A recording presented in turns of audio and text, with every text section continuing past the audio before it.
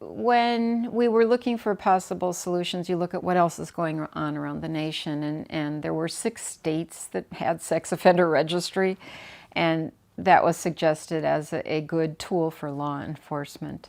What happened very quickly is it broadened beyond a tool for law enforcement to, with Megan's Law, it's like notifying communities, and now with the internet, everything's all over the place. And I started getting child safety alerts now. It's like, do you know, is there a sex offender in your community? And it's troubling because such a small fraction of sex offenders end up on a registry.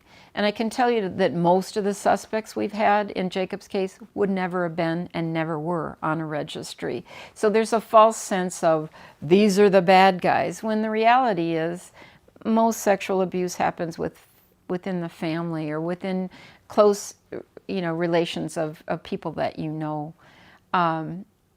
And those don't end up on a sex offender registry. So what really we were intending to do, I still think it's a good thing for law enforcement to know who's done this before. You go there and look at the usual suspects. But I think that we need to do a way more broader education about sex offenses and how they happen, and how kids are mostly not taken at gunpoint. They're tricked or lured.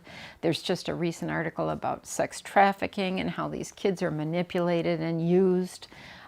We need, as a culture, to recognize and to protect our children better, not to arrest a child for inappropriate sexual conduct and put them on a registry. That's not what the thing was designed to do.